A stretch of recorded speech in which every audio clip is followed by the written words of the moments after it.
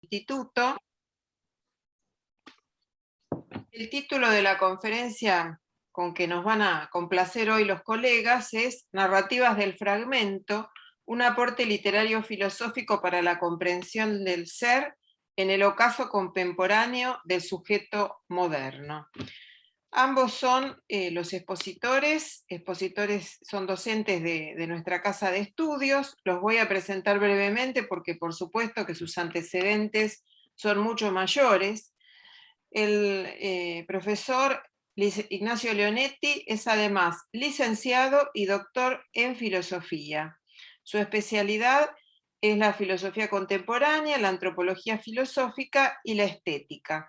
Actualmente se desempeña como docente de educación superior terciaria y universitaria, es investigador en áreas de su incumbencia, dirige tesis de licenciatura de grado y ha participado en tribunales de evaluación de tesis y proyectos de investigación. Estamos además frente a un autor de poesía y ensayo filosófico, tiene un libro que reúne cuentos, poesía y ensayo filosófico que se llama Desencuentros y fue publicado en el año 2008. Es decir, que además de sus inquietudes respecto del conocimiento, estamos frente a un creador. Javier Ignacio Gorraiz es profesor y licenciado en Letras por la Universidad Nacional de La Plata y es además traductor público en francés, también por la Universidad Nacional de La Plata.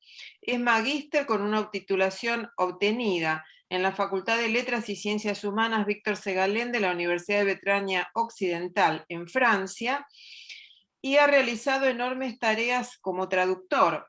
Además se encuentra actualmente realizando su doctorado en letras también en la Universidad Nacional de La Plata, y en esta actividad como traductor y como profesor en institutos de formación docente y como docente universitario en la UNLP y UCALP, participa de proyectos de investigación en ambas instituciones y en el área de investigación en traductología.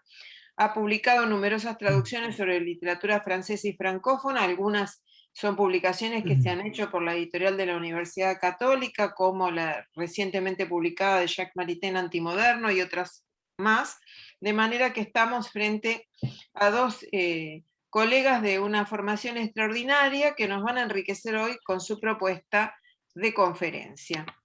Bueno, dicho esto, les agradecemos nuevamente y estamos ansiosos por escucharlos. Bueno, muchas gracias.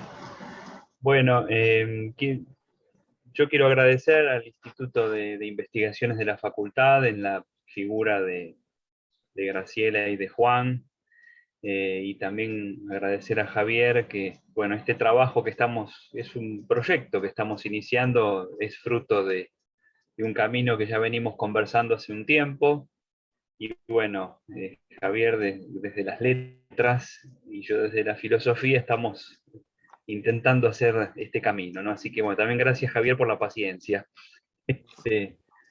para todo esto, ¿no? Bueno, me toca empezar un poquito a mí, agradecer la presencia de todos ustedes también, ¿no? Muchos de los cuales son alumnos nuestros y que nos acompañan. Es difícil empezar, en el sentido de que no porque uno no sepa qué es lo que tiene que decir, sino que es difícil porque los autores que vamos a tratar se han preocupado para plantear un escenario en el cual no hay una punta de ovillo, por decirlo de alguna manera, ¿no es cierto? Yo voy a comenzar por un lugar, pero digamos, en el escenario, repito, es difícil esta cuestión de decir, bueno, esto es lineal, empezamos acá y terminamos allá, ¿no? Esto nos da pie para un primer concepto, ¿no? En las teorías estéticas que vamos a ir conversando. No sé si, Javier, querés comentar acá la cuestión del origen o... Bueno, muchas gracias, Ignacio, gracias a todos al instituto y por acompañarnos.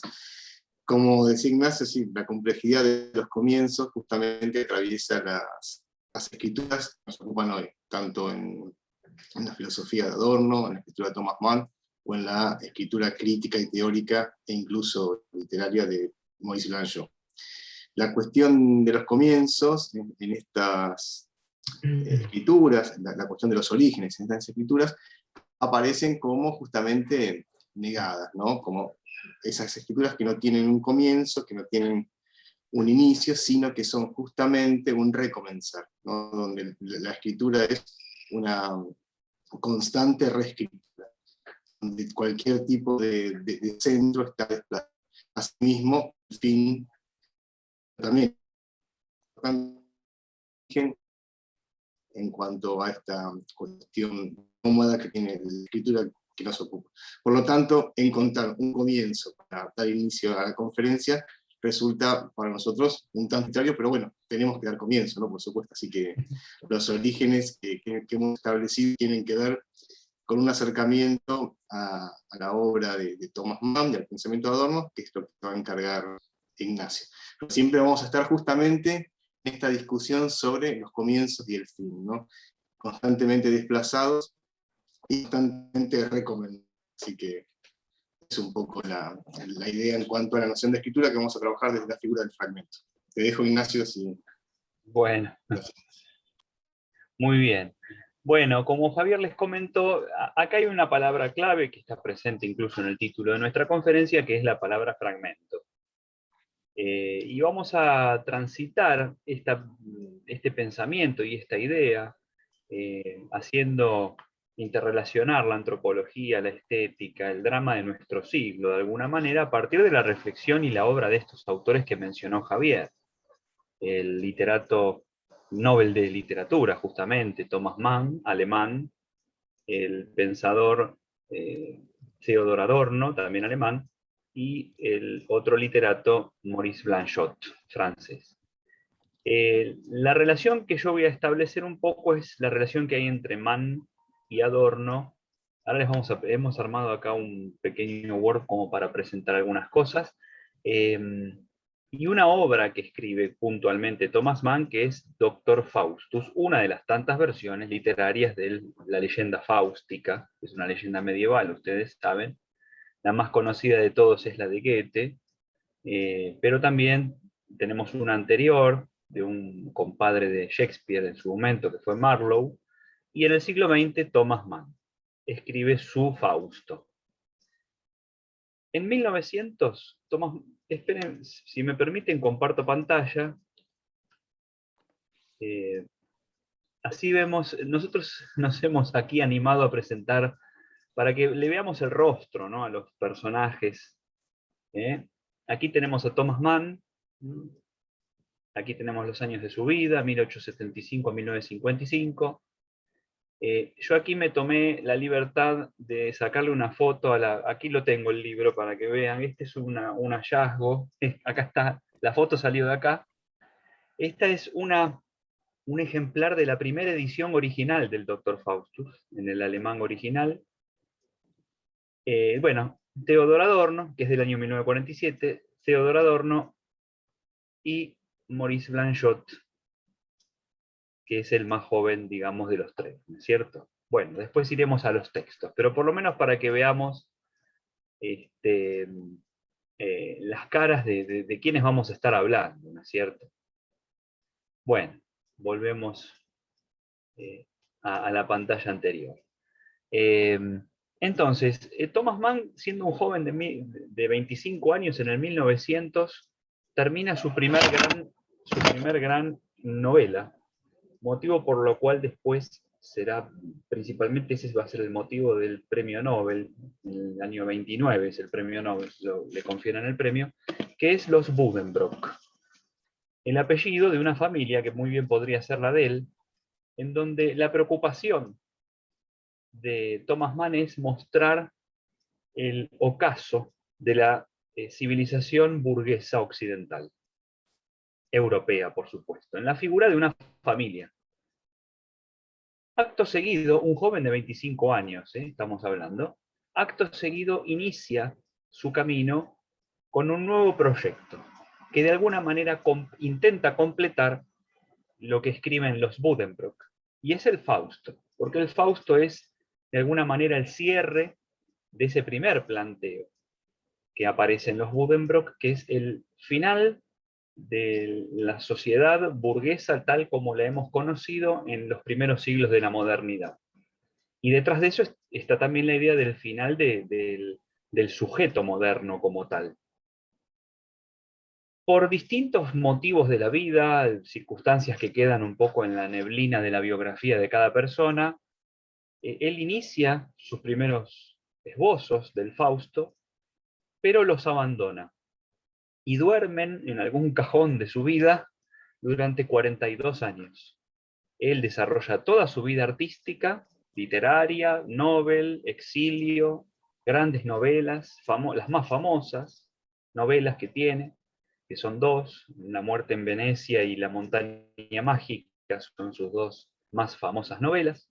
Y en 1943, estando en el exilio norteamericano, en la costa oeste, en Los Ángeles, ya, digamos, en el cierre de su vida, era un hombre que estaba pisando los 70 años, con hijos y nietos crecidos, decide iniciar este nuevo camino, retomar lo que había empezado en su juventud. Y en 1943, les decía, decide retomar esos escritos, escribe la novela en esos años de la mitad de la década del 40 y sale publicada en 1947, como les decía antes, en su editora alemana, pero que está todavía en el exilio en Suecia, ¿no es cierto? Ahora, les voy a contar brevemente el argumento, pero ir volcando las primeras cuestiones teóricas.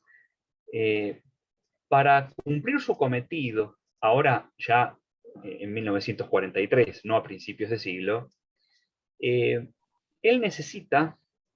cree necesitar la ayuda de un colega que es Teodor Adorno concretamente, que había escrito bastante sobre música, porque el Fausto, la figura del Fausto, que vamos a dar su nombre, el nombre Fausto es un nombre simbólico, en realidad el nombre del personaje es Adrián Leverkühn, el protagonista de la novela. Thomas Mann decide hacerlo músico. Es decir, la imagen del Fausto generalmente la asociamos a la ciencia, ¿no?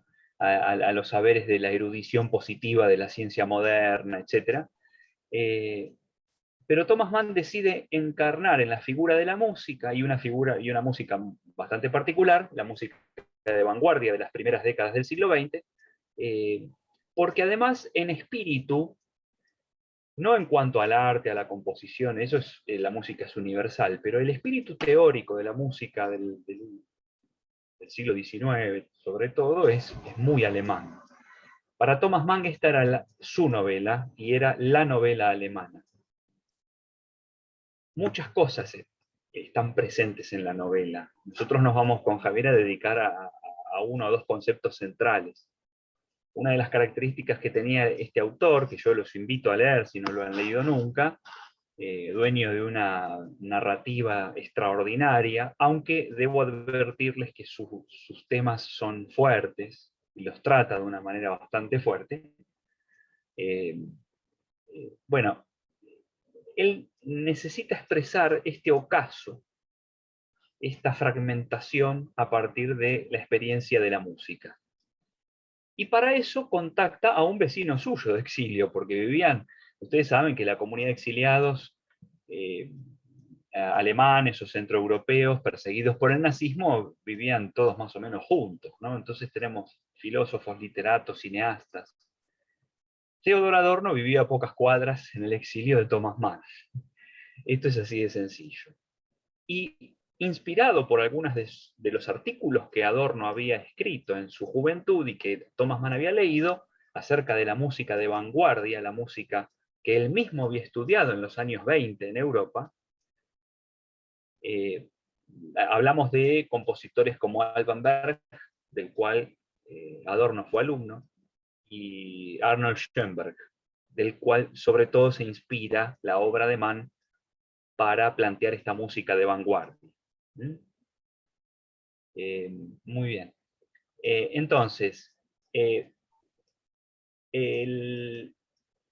pide ayuda concretamente a Theodor Adorno. Y Adorno accede complacido, porque Adorno, que recién si retuvieron ahí la fecha, nace en 1903, era una generación más joven que Mann.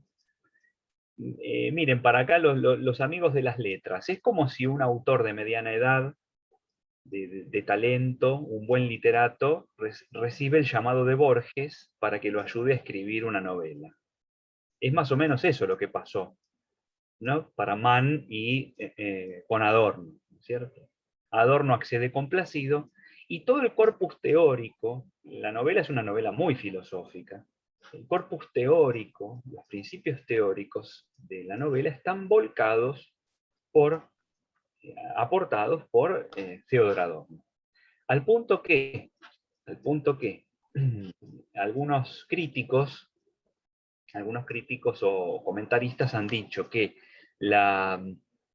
digamos, estoy pensando ahora en uno de ellos que es un estudioso de la Escuela de Frankfurt, un tal Frederick Jameson, dice que las ideas estéticas de Adorno no están en todos sus libros teóricos, sino en la novela del Fausto de Thomas Mann, por ejemplo, ¿no es cierto? Ubico en 2 palabras a Adorno. Adorno es un autor, repito, alemán de ascendencia judía, miembro de la primera generación de la llamada posteriormente Escuela de Frankfurt, que tiene una lectura, lo que nos interesa resaltar aquí, una lectura crítica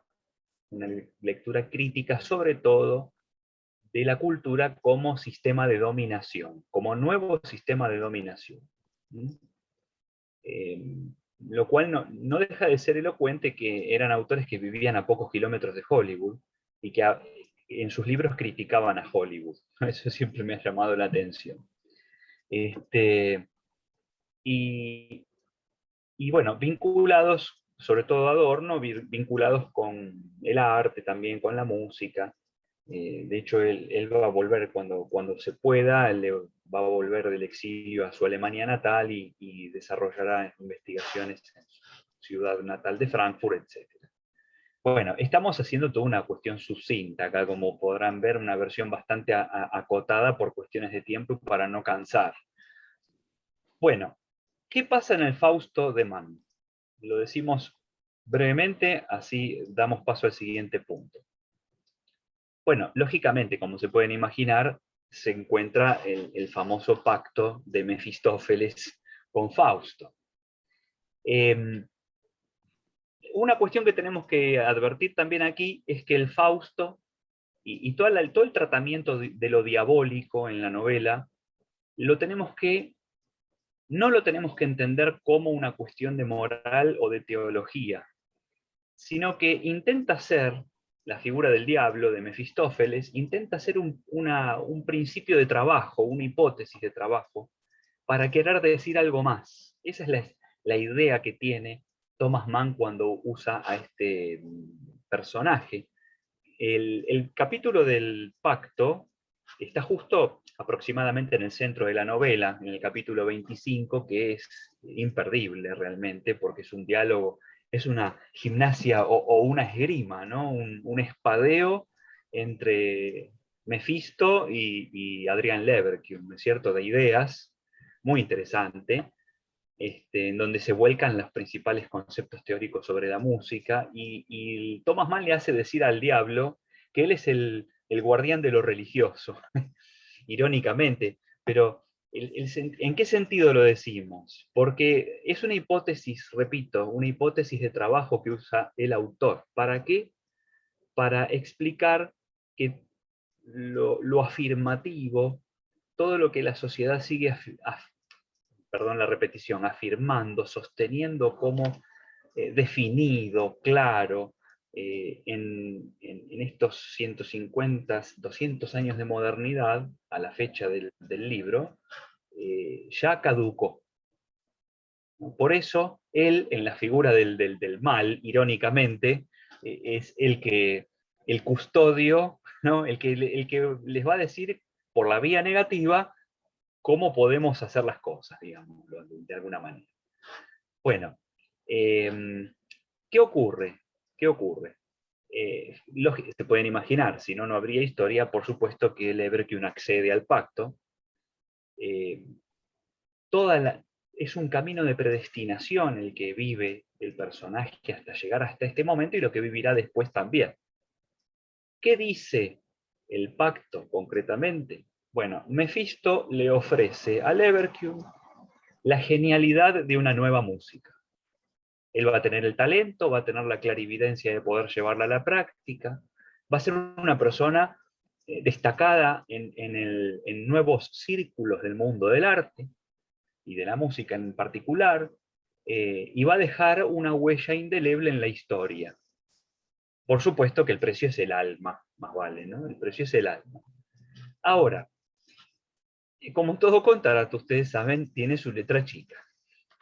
Y la letra chica del pacto dice que la condición para que esto suceda es que digamos, ya desde ahora el alma de Leverkusen le pertenece a Mefisto, y por lo tanto le estará prohibido amar, o le estará prohibido el amor, ¿no? Esto se los quiero compartir acá en la pantalla.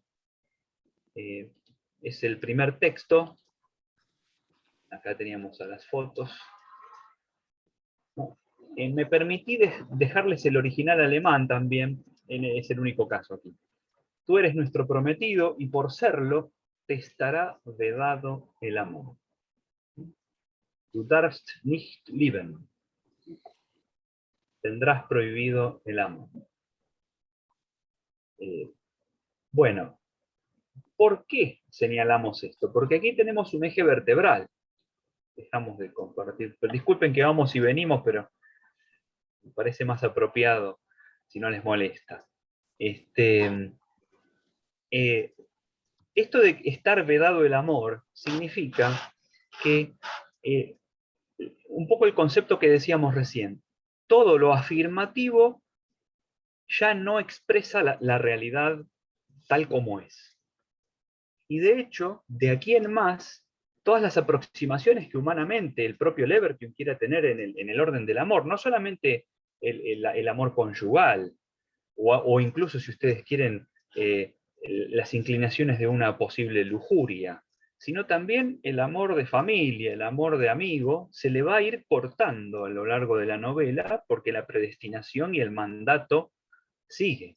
Hablo de predestinación porque además la atmósfera es la atmósfera de la Alemania protestante, ¿no? Detrás de esto, en otro tipo de significaciones que exceden nuestra charla, por eso no lo menciono más que hasta ahí. Y bueno, se le van desapareciendo los posibles amigos, las posibles novias, hasta incluso el acto dramático que desencadena el final de la novela es que le ponen al cuidado de él a su sobrinito y se le muere el sobrino, siendo un chiquito de aproximadamente 7, 8 años, ¿no es cierto? Muy bien. Un último concepto, y ya le damos paso ahora a Javier, que nos va a seguir contando él, es que, fíjense, pacto con Mefisto, prohibición del amor, ¿no? Negatividad.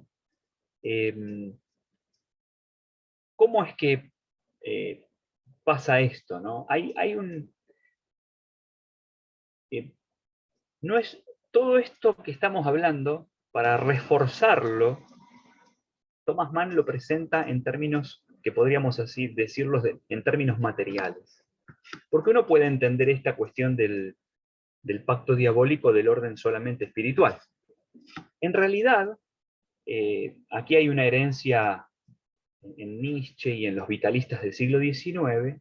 Thomas Mann le agrega al pacto, la condición del pacto es una enfermedad. Y esto es una constante en toda la narrativa manniana, digo por si les interesa algún día profundizar en el autor, siempre la enfermedad y el arte van de la mano en el autor.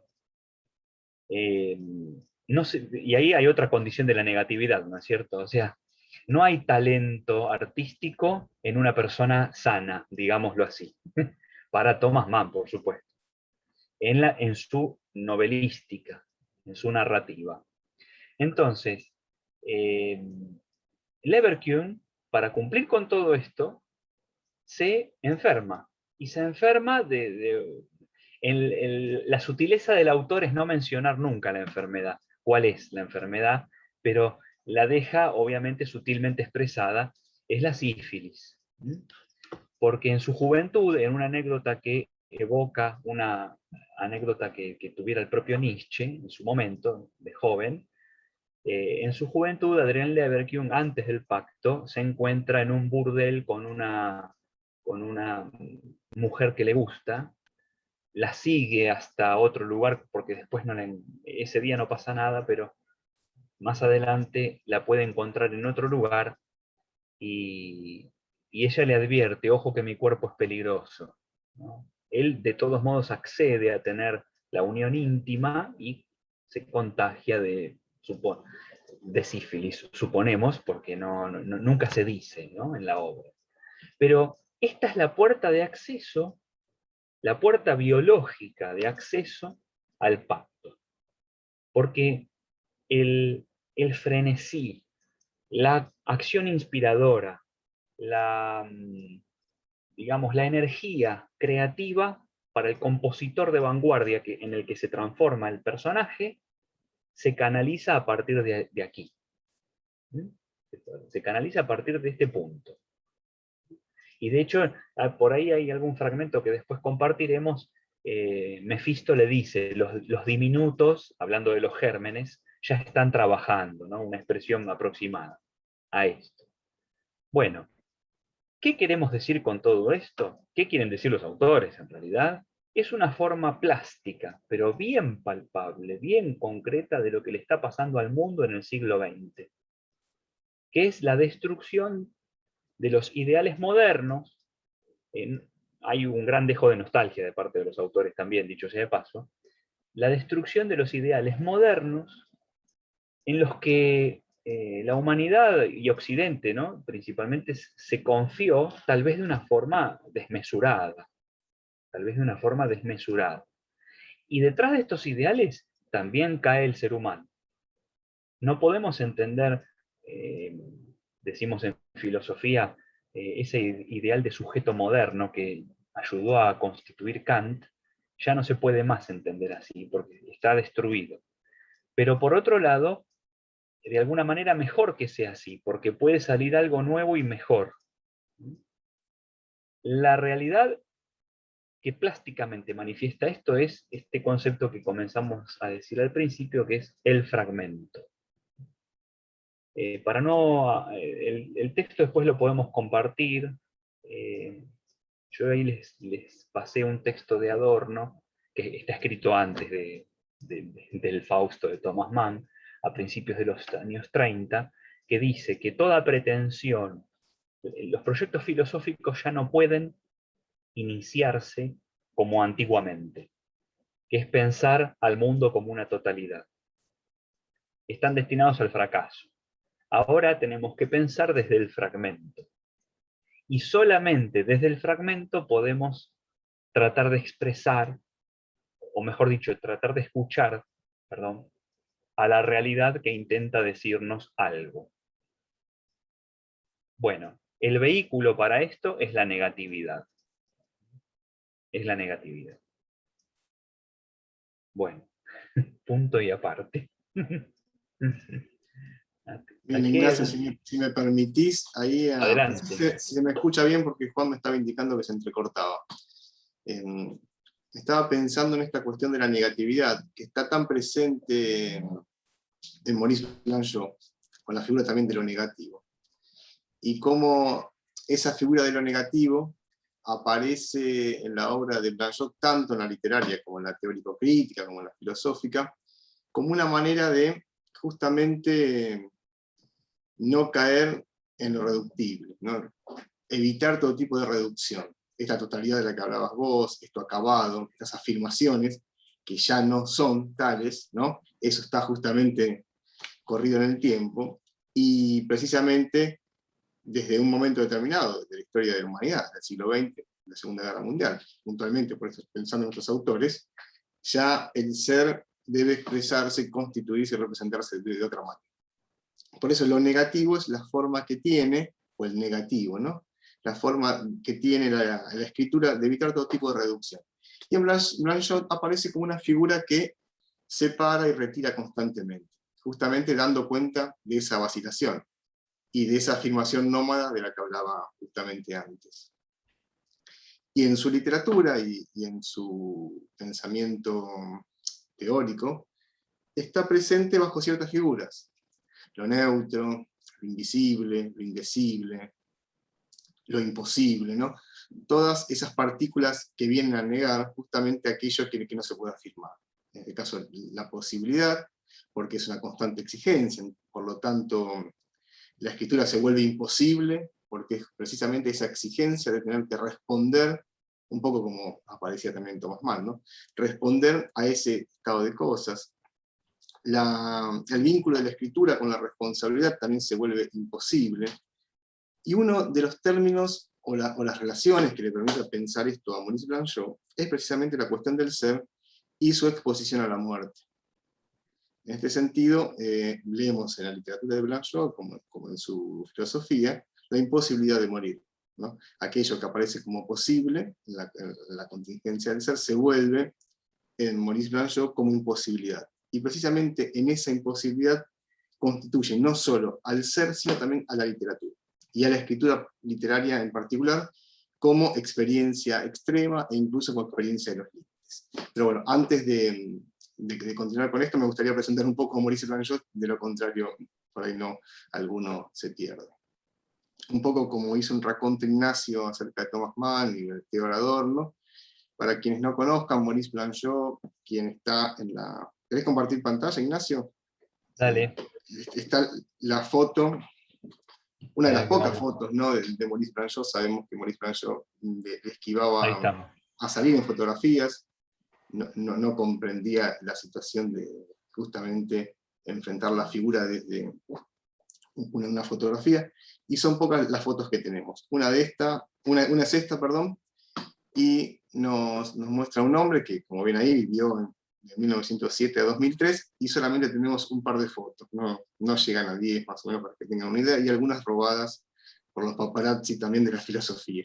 Por lo tanto, la filosofía también es víctima de la intrusión de los paparazzi. Maurice Blanchot es un escritor de obras de ficción, escribió novelas y relatos.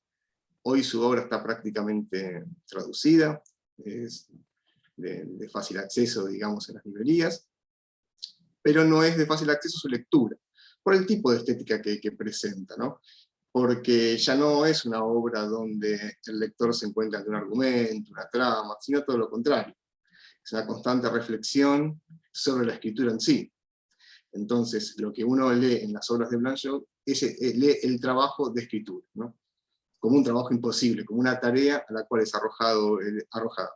la escritura, se arroja el escritor a una tarea que es imposible. Por lo tanto, es toda una reflexión que a veces hace desaparecer todo tipo de argumento, de trama, y por lo tanto termina expulsando muchas veces a los lectores. Pero de todas maneras, lo recomendamos porque para mí es un gran escritor. Tiene 3 novelas, Tomás el Oscuro, que es la primera, que es de 1941, es su irrupción en el mundo de las letras. En 1942, 43 publica Aminadab, que es su segunda novela, y en el 47, El Altísimo, que es así, no está traducida, pero bueno, la estoy traduciendo, así que en breve saldrá, si Dios quiere. Son sus 3 novelas. Y fíjense que de esas 3 novelas, en 1950 retoma la primera, Tomás el Oscuro, que tiene todo un trasfondo, si se quiere, de la negatividad, porque ahí podemos ver claramente la filosofía y la teología negativa. La presencia de Meister Eckhart es bien clara, ¿no? En esas reflexiones de Tomás frente al mundo, esas reflexiones, perdón, de Tomás frente a la cuestión del ser, y frente a la cuestión de la escritura. Y la figura de la noche, que para los místicos y el neoplatonismo es fundamental. Esa obra, Blanchot decide reescribirla, y en 1950 publica una versión mucho más breve, si bien la obra se mantiene, es una obra mucho más breve, recorta un montón de partes, y la deja como versión definitiva, negando la anterior. Por lo tanto, la anterior deja de salir, se deja de publicar, y precisamente permanece esta versión definitiva de los años 50.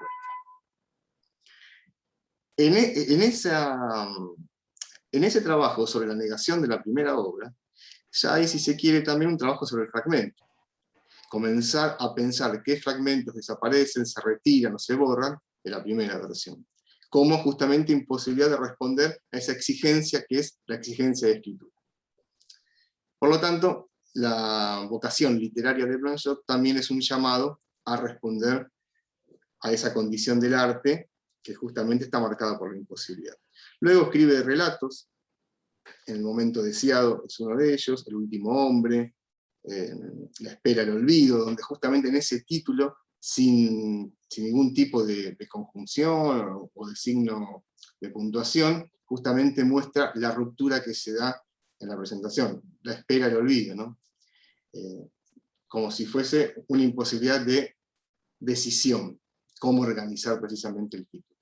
Luego tiene otros relatos que dan cuenta también de esta escritura de repetición, de constante machaque con el sentido y con la experiencia, y por lo tanto toda su obra literaria, La sentencia de muerte, El instante de mi muerte, todas esas obras, de algún modo van a ser una respuesta de Blanchot a esa exigencia imposible, ¿no? Una respuesta frente al desastre, frente a la condición del ser, y frente a ese estatus del arte que para él no tiene otra forma que concebirse como imposible. Por lo tanto, esa obra literaria, del cual seguramente me olvidé algún título, viene también a revestir la escritura de Blanchot de una búsqueda teórico-filosófica. Luego, su producción se destaca por la crítica literaria. El espacio literario es uno de los textos más famosos de él, El libro que vendrá, donde justamente niega la posibilidad del libro, marca la ausencia del libro, figura que le viene de la poesía de Mallarmé, como ustedes sabrán, La parte del fuego, Los falsos pasos, son todos libros teóricos. Pero Blanchot también tiene una incursión en el pensamiento político. Por lo tanto, ahí el arte se va a presentar, como comentaba Ignacio con esto de la música nueva, de Thomas Mann y de Adorno, se va a presentar el arte como una posibilidad de justamente generar una separación entre la afirmación artística y la afirmación cultural, ¿no? Donde la cultura precisamente es todo aquello que tiene que ver con lo acabado, lo clausurado, y es precisamente lo que el arte o la literatura viene a cuestionar, y en el caso de Blanchot es una literatura destinada al silencio y a la desaparición. Entonces, en ese estado de cosas, Blanchot también piensa el estatus político que tiene la escritura, y no se aleja nunca de dos dimensiones, una ética y una estética, y pone su escritura al servicio de algunas causas a las que él se repliega, ¿no? Por eso, en los años 50, y luego de lo que ha sido su experiencia con la Segunda Guerra Mundial, su cambio ideológico de los años 30, de los años 40 y de los años 50, que fue virando de manera casi total, ¿no? Pasar desde una extrema derecha a una extrema izquierda, a un pensamiento mucho más vinculado con las causas que antes lo sustraían. Pasamos justamente a un Blanchot que empieza a pensar lo político y la escritura como vínculos inescindibles. En ese sentido, hay dos o tres periodos de la década del 50, más que nada el 58, 56, 57, 58, son años de convulsión que lo llevan a él a replegarse a la causa de Argelia y la guerra de Argelia que involucra a su país, a Francia. Y ahí escribe el famoso Manifiesto de los 121, entre los cuales firman grandes escritores y grandes filósofos, y comienza a poner su escritura al servicio de la insumisión en lo que es la guerra de Argelia. Y ahí él plantea como única posibilidad la escritura del fragmento, como única forma de responder y como única forma de búsqueda de un modo de expresarse y de representar esa realidad que se presenta como inacabada, como abierta, plural, es el fragmento, porque precisamente el fragmento es todo aquello que está destinado a la eclosión, a la apertura. Eso en cuanto a lo político y lo estético. Luego, en el 68, nuevamente Maurice Blanchot se ve interpelado por las cuestiones políticas, y es en mayo del 68 donde pone su escritura al servicio de una nueva escritura fragmentaria que tiene que ver con la expresión de cierta comunidad, con cierto colectivo que está enmarcado en los contextos de mayo del 68. Entonces, en ese periodo, Blanchot presenta una escritura que es la escritura del fragmento como única respuesta a ese estado de cosas. Y define muy bien desde dónde va a ver el fragmento en uno de sus escritos políticos, donde proyecta la creación de una revista internacional, precisamente la revista franco-alemana, de colaboración, donde los nombres se borran, donde no hay una presencia, donde el nombre propio se diluye, hay una despersonalización, y se crea una escritura colectiva. Ignacio, si tenés ahí, o si no comparto yo. Sí, sí. No, no, Bien, vamos a leer una definición, desde dónde era el fragmento Maurice Blanchot, para que entendamos esta cuestión. Si vas a la primera cita, ahí ahí estamos. está. Bien, es un poco larga, pero él establece 4 condiciones del fragmento, y una es la que precisamente va a sostener su escritura. Dice Blanchot, simplificando, se puede decir que hay 4 tipos de fragmento. El fragmento que no es sino un momento dialéctico de un conjunto más vasto. 2, la forma aforística concentrada, oscuramente violenta, que en calidad de fragmento ya es completa. El aforismo es, etimológicamente, el horizonte, un horizonte que suscribe y que no abre.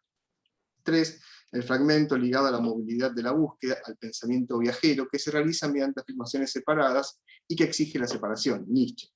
Acá es clara la presencia de Nietzsche, como lo vamos a ver en otros momentos, porque justamente la escritura aforística, la escritura del fragmento, está presente en la filosofía de Nietzsche, y Blanchot le va a dedicar un artículo a este filósofo, y lo va a titular precisamente Nietzsche y la escritura fragmentaria, donde a grandes rasgos lo que va a decir es que en la literatura fragmentaria leída desde la filosofía de Nietzsche, lo que uno puede hacer es precisamente colocarse por fuera de esa totalidad, ¿no? Correrse constantemente, desplazarse, y precisamente quedar por fuera de esa totalidad, y así entregarse a una voz plural. 4, por último, una literatura de fragmento, que se sitúa fuera del todo, sea porque el todo ya está realizado. Toda literatura es una literatura del fin de los tiempos, sea porque junto a las formas del lenguaje, donde el todo se construye y se habla, palabra del saber, del trabajo y de la salvación, es el presentimiento de una palabra totalmente otra. Una palabra que libera el pensamiento de ser solo pensamiento con vistas a la unidad, o dicho de otro modo, que exige una discontinuidad esencial. En este sentido, toda literatura, sea breve o infinita, es el fragmento con tal de que libere un espacio del lenguaje en el que cada momento tendría por sentido y por función a ser indeterminados todos los otros, o bien, es la otra cara, donde está en juego alguna afirmación irreductible a todo proceso unificador.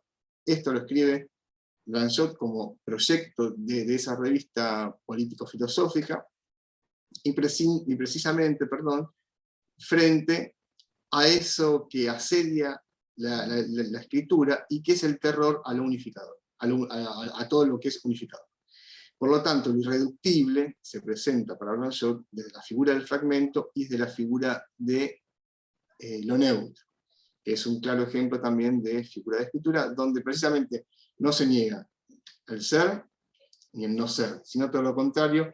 Lo neutro es la negación del otro, que por ser negación del otro es lo otro, ¿no? Precisamente lo absolutamente otro de Levinas, Emilia de Levinas, y que aparece como figura de la impersonalidad en Maurice Blanchot. Entonces, gracias Ignacio. Esta forma de entender la escritura desde el fragmento es precisamente un posicionamiento político, y en Maurice Blanchot no solamente es un posicionamiento político, sino también es la posibilidad de una escritura colectiva, una escritura plural, abierta, y una escritura comunitaria, que lo vamos a ver ya en 1983 con su libro La comunidad inconfesable, ¿sí? Que tiene como trasfondo Mayo del 68, ¿no? La escritura de panfletos, la escritura aforística, la escritura de graffiti, de textos colectivos, anónimos, y precisamente una escritura que va hacia el anonimato y hacia el nomadismo, ¿no? Como habíamos dicho antes. Bueno, Ignacio, eso en cuanto a la negatividad y la parte que teníamos que aclarar de Blanchot. Está bien. Sabés que recién vos estabas haciendo este comentario, ¿no? De la necesidad del fragmento, y yo había omitido hacer un comentario anterior, pero quedó bárbaro porque lo digo ahora y seguimos adelante. Que es que cuando en Mann, en el Fausto, se plantea esta cuestión del pacto, y el ofrecimiento es esta música nueva, etcétera, etcétera, eh, el autor se preocupa por explicar, por mostrarnos en la narrativa, que ese es el único camino posible. No es que, bueno, a vos te toca este pacto, así como con tal otra persona hago otro pacto completamente opuesto.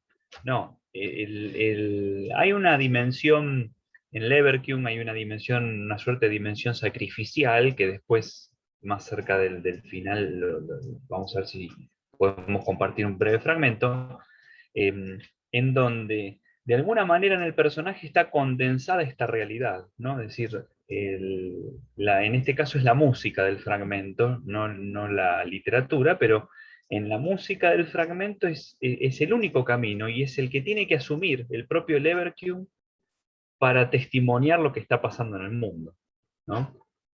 Esto tiene otros ejemplos literarios en la propia narrativa de Mann, en otras obras.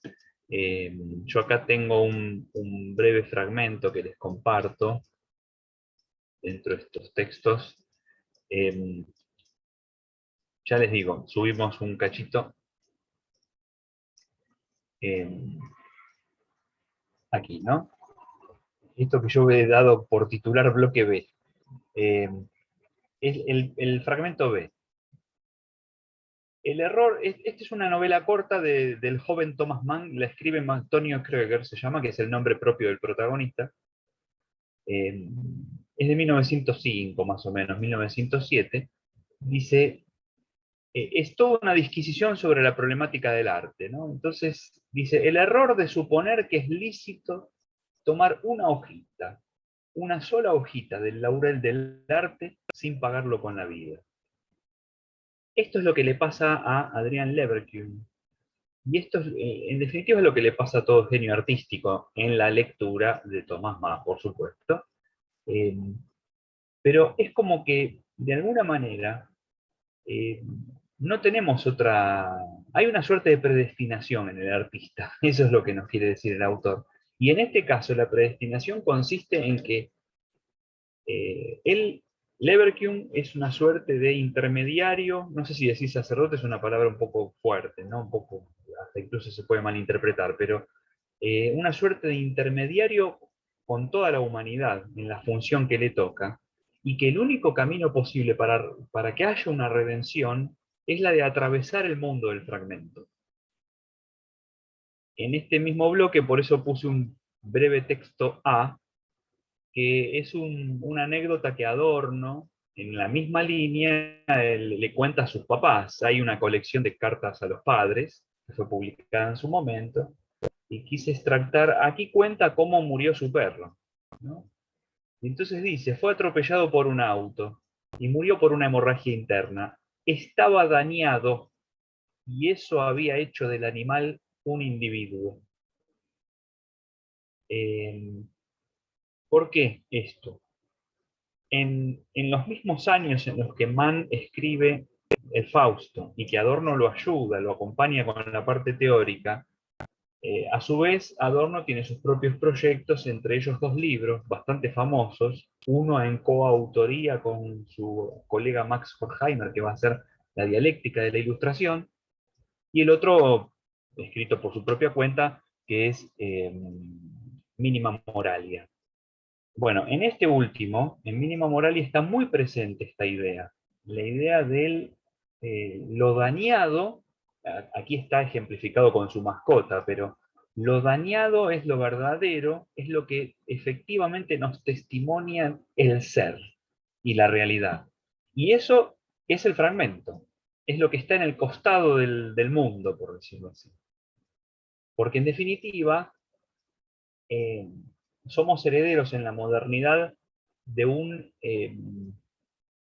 una razón técnica, de un racionalismo que es una de las grandes banderas de la modernidad clásica, por llamarlas de alguna manera. Hemos recibido una realidad atravesada por un racionalismo que tiene la técnica como bandera y que ha oprimido a esta realidad, ¿no es cierto? Por eso la cuestión de del fragmento. Bueno, y así como este hay muchos ejemplos, no quiero abundar para no aburrir y seguir adelante con la última parte de nuestra conferencia. Pero bueno, hay muchos ejemplos de esta negatividad en ambos autores, lógicamente, que constituyen una línea con lo que Javier nos contaba de Blanchot también, ¿no es cierto? Bueno, eh, vamos a la nueva música. Eh,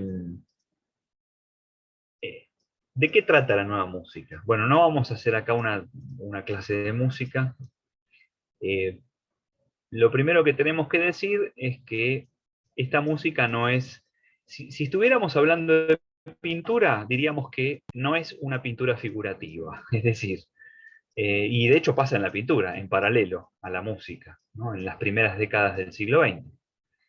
Estamos hablando de este sistema que, de hecho, ingeniosamente piensa este compositor que les mencioné hace un rato, Arnold Schoenberg, que después, anécdota, tuvo una dificultad legal Thomas Mann con el propio Schoenberg, porque se quejó el músico diciendo que en la novela no aparece su nombre. Anécdota.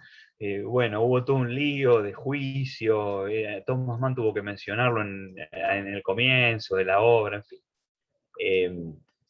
¿Y de qué trata esta propuesta musical, por decirlo así? Eh, Distinguiendo la estructura de la composición y el contenido de la música propiamente dicha, lo que propone Schoenberg es, de una u otra manera, identificar ambas. Es decir, que la música sea lo suficientemente técnica como para que cumpla el mandato de las estructuras compositivas. La idea de fondo, ¿cuál es? Que digamos, es como llenar un vaso de agua, ¿no? Si se me permite la metáfora. O sea, el vaso tiene una capacidad X para recibir el agua, perfecto. Si yo lo lleno de agua, llega un punto en donde cumplo con su capacidad, pero si sigo agregando agua lo desbordo. Bueno, de alguna manera la propuesta de la nueva música es esta, y que está cumplida en Leverkusen, ¿cierto? Entonces, yo lleno el vaso de las estructuras de composición, lo lleno con un contenido que está racionalizado, que abandona los códigos de la armonía y que da lugar a la disonancia. Porque la música de Schoenberg, cumpliendo el mandato de o sea, su sistema es atonal. Entonces no hay armonía, sino que hay disonancia. Bueno, y esta es la metáfora musical del fragmento, la disonancia. Por eso, el dodecafonismo, que es el sistema concretamente con su nombre específico, el dodecafonismo ya estaba inventado por Schoenberg cuando luego Mann y Adorno piensan el Fausto. Entonces asumen de esta manera, digamos, esta música como la forma plástica y estética de querer evidenciar la realidad del fragmento.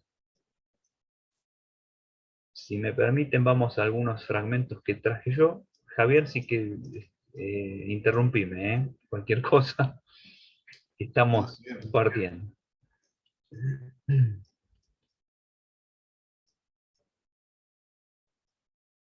Bueno, el primer fragmento, algunos fragmentos son un poquito largos, pero vamos a ir charlando a partir de acá. Van a ir pasando. El primer fragmento en realidad, ahí tienen la cita, es de Teoría Estética, que es una obra de la vejez de Adorno, ¿no? Es decir, Adorno, si bien ya era un hombre grande, muere algo repentinamente, y de hecho este libro estaba inconcluso y es publicado de forma póstuma, inconcluso, ¿no es cierto? Teoría Estética. Dice, cuanto más integradas estén las obras de arte, tanto más está desintegrado en ellas el mundo del que proceden. ¿Por qué quiero señalar esta frase? Que aunque está escrita en 1969, 1968, pareciera ser un referente de lo que estamos conversando 30 años antes. que para que yo pueda mostrar, hacerle justicia al mundo, tengo que invertir estos términos. Adorno es un autor dialéctico, un poco difícil de leer, hay que entrar un poco en la lógica de su escritura y de su pensamiento.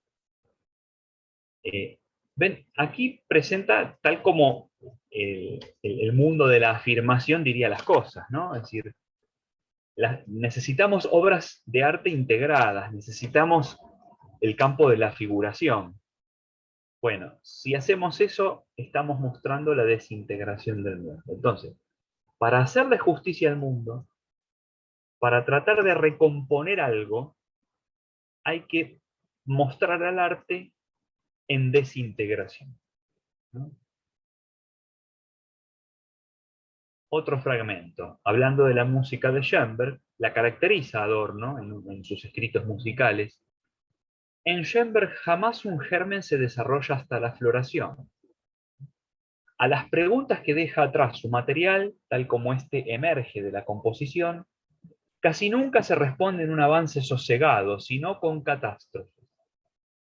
La respuesta aniquila la pregunta y el material de la que ha emergido, e instaura una música verdaderamente nueva. O sea, esta última parte del fragmento, ¿no?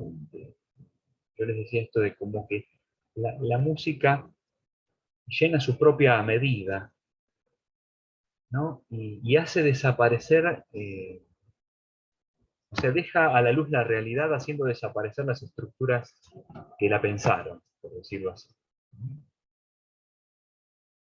Muy bien, y ahora, en un contexto de catástrofe. En un contexto de catástrofe. Todo esto, aquí estamos leyendo textos que son del Adorno filósofo, ¿no es cierto? Es decir, ahora el próximo es de la novela del Fausto, de Thomas Mann, en donde aparece el Adorno filósofo disfrazado en la narrativa de la novela, ¿no es cierto? La figura que aparece, yo esto olvidé cuando hablamos antes, yo les decía, Mann se inspira en un artículo que el joven Adorno en los años 20 había escrito sobre Beethoven, el estilo tardío en Beethoven. Porque ustedes saben, Beethoven, que no murió grande, no murió muy mayor, en los últimos años de su vida, él durante mucho tiempo padeció la famosa sordera. No es que se quedó sordo próximo a morir.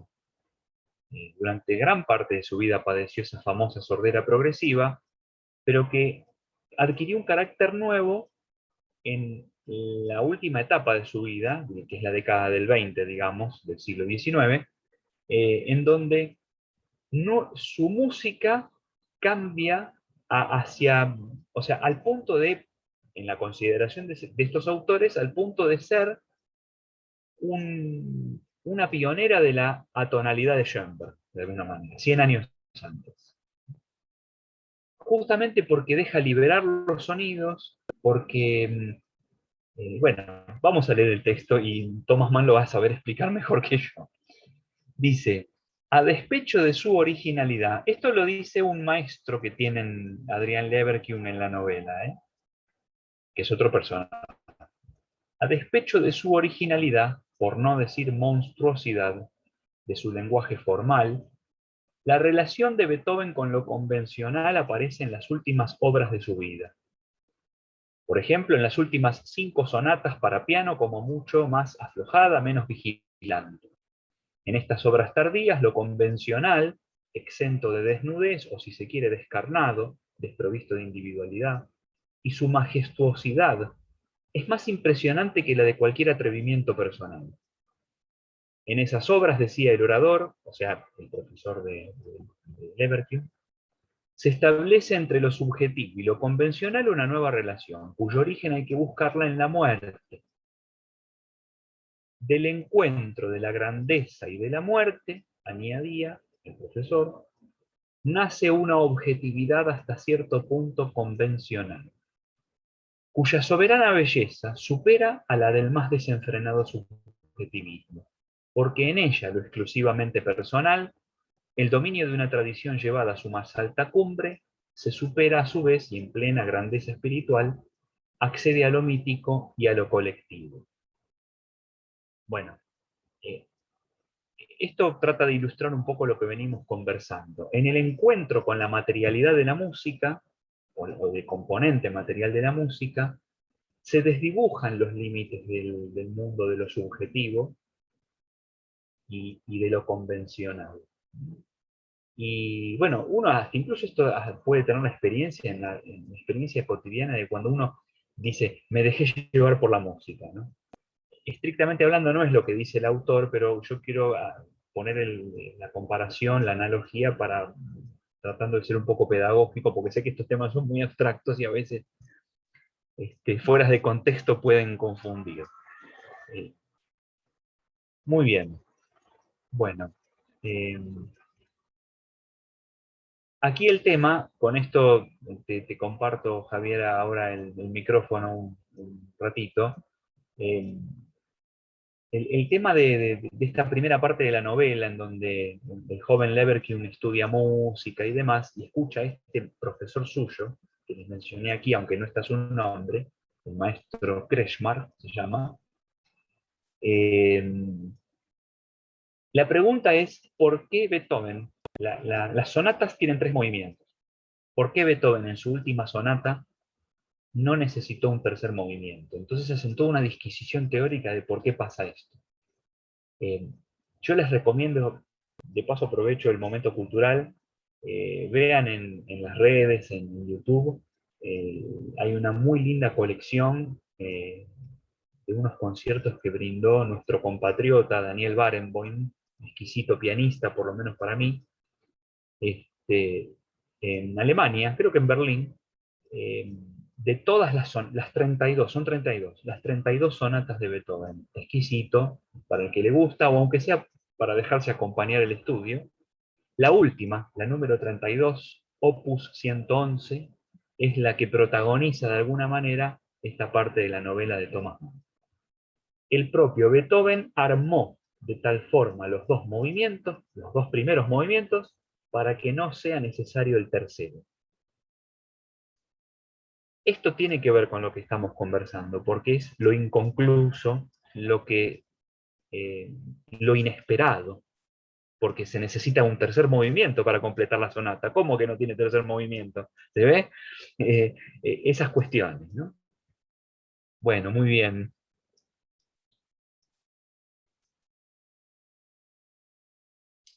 Bueno, Ignacio, y pensaba con esto del Ars Nova, de la música nueva, de la figura de Schoenberg, de Nietzsche, que hemos hablado antes, e incluso de, como bien dijiste, Alban Berg, y alguien puso en el chat Stravinsky, ¿no? Como esas grandes figuras de la composición dodecafónica. Stravinsky, que ha tenido, hablando de composición colectiva, ¿no?, y comunitaria, una gran producción con grandes escritores. Con Jean Cocteau escribió el Edipo Rey, ¿no?, Oedipus Rex, con música de Stravinsky y libreto del gran poeta Cocteau, el gran dramaturgo. Y esto de Adorno y la nueva música, Blanchot lo lee en este libro, que es como si fuese la suma teológica de la escritura fragmentaria, lo voy a mostrar acá, es la conversación infinita o el diálogo inconcluso, según la traducción, ¿no? L'entretien infini en francés, pero que ha sido traducido con el diálogo inconcluso o la conversación infinita. En este libro, Blanchot trabaja toda esta cuestión del fragmento, de la escritura fragmentaria, y de la ausencia del libro, ¿no?, que es una de las grandes preocupaciones de Blanchot. Y como suma que es realmente esta obra, unas 700 páginas, ¿no?, reúne artículos que van desde los años 60, principios de los 60, hasta el 69, que es su publicación, ¿sí? Y ahí tenemos un artículo muy interesante que es sobre la escritura del fragmento, la escritura fragmentaria, y otro sobre l'Ars Nova, que es este texto donde justamente Blanchot, refiriéndose a Adorno y refiriéndose a Thomas Mann, reflexiona sobre la exigencia fragmentaria que tiene un tipo de música como la música atonal, ¿no?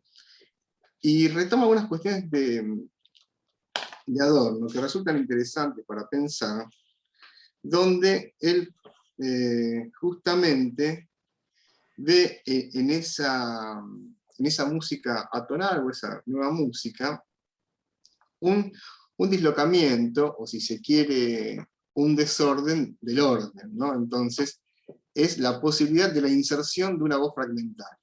Por lo tanto, esa música debe expresarse con este estatus de la obra fragmentaria, o al menos, como dice Blanchot, de la exigencia de una obra fragmentaria, ¿no?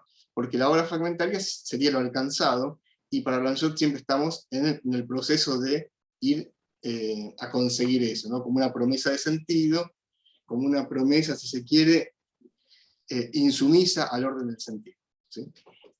Y dice Blanchot, refiriéndose a Adorno precisamente, y a Benjamin, en algún momento, dice lo siguiente: la obra fragmentaria, la exigencia fragmentaria de la obra, tiene un sentido completamente diferente. Y más adelante dice, o al contrario, como búsqueda de una nueva forma de escritura, vuelve problemática la obra acabada. El cuestionamiento de la totalidad, el cuestionamiento de la obra acabada, es una de las grandes metas, o si se quiere, horizonte de la escritura blanchotiana. No porque ella se niegue al cumplimiento, ¿no? Sino porque explora el espacio infinito de la obra, con un rigor inexorable, pero bajo un postulado nuevo, a saber, es decir, que los vínculos de este espacio nunca van a satisfacer necesariamente los conceptos de unidad, de totalidad o de continuidad. Y acá la palabra continuidad es la que aparece cada vez que hablamos de una escritura fragmentaria, ¿no? La discontinuidad, la ruptura, o ese estatus de la escritura que se presenta bajo lo discontinuo. Y más adelante dice, el sufrimiento de un trabajo aparentemente negativo, el dolor de una dislocación, que no es, sin embargo, vacía de sentido, sino que está prometida a un nuevo sentido, a una insumisión del orden del sentido. Es decir, la escritura como promesa, la escritura como pueblo por venir, es lo que de algún modo propone y habilita esta escritura del fragmento, o escritura fragmentaria, pero siempre haciendo hincapié o resaltando esta cuestión de la exigencia, ¿no? Estamos condenados a responder de manera fragmentaria ante cualquier búsqueda de escritura. Y en ese mismo texto, Ars Nova, se pregunta Blanchot si el hombre es capaz de la literatura, sabiendo que está la ausencia del libro, ¿no? La ausencia de obra, que aparece en un término de Blanchot con la figura de la desobra o la inoperancia, ¿no? Saber que la obra está destinada justamente a la inoperancia, a una creación que nunca va a ser finita, que nunca va a ser alcanzada. Y creo que esto Blanchot lo percibe después de la Segunda Guerra Mundial, donde se da cuenta que las escrituras son restos de fragmentos, que toda escritura poética no puede responder a esa totalidad sino de manera fragmentaria, y si se quiere, reconoce en una obra, que es una obra testimonial de una experiencia concentracionaria, la posibilidad de responder a la experiencia extrema. Me refiero a La especie humana de Antelme, la gran obra en la que Blanchot reconoce justamente la figura de lo neutro y la estetización del horror, ¿no? De qué manera responder al desastre. Me gustaría leer una frase ahora sí de Blanchot, si me compartís, Ignacio. Sí, sí. Tengo miedo de hacer macanas. Vamos para abajo. Sí, un poquito más abajo, más. Ahí. Un poquito más arriba, ahí está. Un poquito más arriba, donde dice... Esta de neutro. Sí, no, un poquito antes. Ahí está. Dice Blanchot, tal es la situación. Ha perdido el poder de expresarse de manera continua, como debe ser. Ya sea que quiera satisfacer la coherencia de un discurso lógico mediante la concatenación de ese tiempo intemporal, que es el de una razón que trabaja buscando la identidad y la unidad, o que se obedezca al movimiento ininterrumpido de la escritura.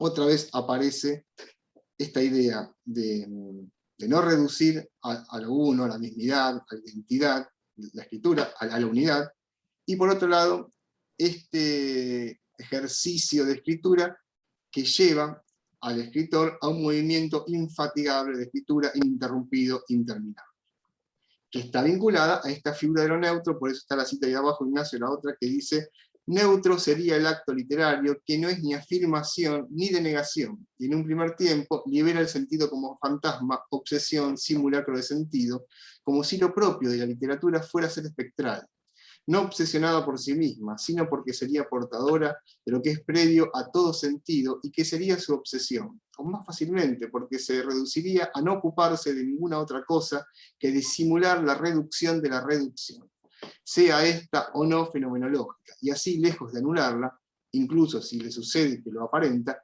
incrementándola según lo interminable con todo lo que socava y la rompe. Esta idea precisamente de lo neutro como posibilidad de ir siempre un paso más, estar postergado, diferido, y siempre mantenerse por fuera de la totalidad o de toda pretensión de totalidad o de acabamiento de la obra. Después hay una cita que justamente vincula lo neutro con la interdicción, con la prohibición de morir, ¿no? Con esta imposibilidad de morir, porque en la literatura de Blanchot se lee la muerte como aquello imposible, porque con el morir no solo se pierde la vida, sino también la condición de mortal. Por lo tanto, el morir es una imposibilidad. Y esto decía que aparece en Blanchot vinculado, de algún modo, a la experiencia del horror, a la experiencia límite de los campos de concentración. Auschwitz está presente en la obra de Blanchot, como está presente de algún modo en las disquisiciones filosóficas de Adorno y de grandes filósofos del siglo XX, y es un quiebre respecto de las exigencias del arte, ¿no? La literatura o la escritura como forma necesaria o como exigencia necesaria de dar constantemente una respuesta. Y digo constantemente porque se responde de manera incesante, ¿sí? Con esta idea de machaque eterno, como va a decir Blanchot. Y en su libro de 1980, La escritura del desastre, donde precisamente es toda una exploración acerca no solo de cómo narrar el desastre, o si esa escritura es la del desastre, porque ahí ven la ambivalencia definitiva, ¿no? Es la escritura del desastre o la escritura del desastre, es decir, el desastre escribe su condición. Y en ese texto va a plantear la idea de responsabilidad, también como una tarea imposible, porque constantemente estoy respondiendo a ese otro, que me constituye, del cual soy heredero de mi condición de sujeto. Por lo tanto, tengo que responder constantemente a esa muerte del otro. Por eso se vuelve una responsabilidad imposible. Y dice en ese texto, que también reflexiona sobre lo fragmentario, y junto con ese libro de 1980, La escritura del desastre, y El paso no más allá, que es de 1973, Blanchot culmina de algún modo con esta cuestión de la escritura fragmentaria y esta cuestión de la escritura de lo neutro. El paso no más allá es la traducción que se le ha dado, es le pau de la, que justamente genera una imposibilidad de traducción, ¿no? Pero es más o menos la que se ha dado. Dice en la escritura del desastre: la escritura fragmentaria sería el riesgo mismo, no remite a una teoría, no da lugar a una práctica que vendría definida por la interrupción. Interrumpida se prosigue, interrogándose no se arroga a la cuestión, sino que la suspende, sin mantenerla en no respuesta. Ausencia de tiempo en un sentido no privativo, anterior a todo pasado presente, como posterior a cualquier posibilidad de una presencia por venir. Y esto es un poco lo que pensábamos al comienzo de la conferencia, ¿no? Esta imposibilidad de un origen o de un comenzar, porque estamos condenados a reconocer que siempre hay un recomenzar, ¿no? Y siempre estamos de algún modo corridos del centro y yendo hacia un horizonte sin horizonte, en ese juego de negatividad que se da en la obra de Blanchot. Y por último, una frase que también tomada de la escritura del desastre, que tiene que ver con el destino de la literatura y de la escritura, que está entregada al silencio, va a decir Blanchot. Y en ese libro Blanchot habla del silencio y de la desaparición, ¿no? De la desaparición del nombre, la desaparición del autor, y de la despersonalización en la escritura. Y dice, desde que el silencio inminente del desastre inmemorial lo hizo perderse, anónimo y sin yo, en la otra noche, donde justamente la noche oprimente, vacía, dispersada por siempre, triturada, extraña, lo separaba y lo separaba para que la relación con el otro lo asediara con su ausencia, con su lejanía infinita, era preciso que la pasión de la paciencia, la pasividad de un tiempo sin presente, ausente, la ausencia de tiempo, fuera su sola identidad, reducida a una singularidad ejemplar. Esta idea nuevamente del hombre arrojado a un tiempo sin tiempo. Y con esto, gracias Ignacio, ahí me gustaría cerrar esta cuestión tan compleja que es la escritura blanchotiana, y yo había separado una cita que no la puse ahí, pero la puedo leer acá en mi computadora, donde precisamente dice Blanchot en El paso no más allá, que escribir es precisamente reescribir, y ese reescribir no remite a ninguna escritura anterior, sino más bien a una anterioridad de la palabra, a una presencia o una significación. El re del retorno inscribe como el ex de la exterioridad, ¿no? Esa apertura a todo o a toda exterioridad, como si el retorno, lejos de poner fin, marcara el exilio, el comienzo sin recomienzo del éxodo. Volver sería volver de nuevo a descentrarse, a errar, como única presencia y como única afirmación nómada que tiene precisamente la escritura. Y ahí aparece la figura del errar, de la errancia, como figura de la incesante búsqueda de escritura y de la incesante exigencia fragmentaria.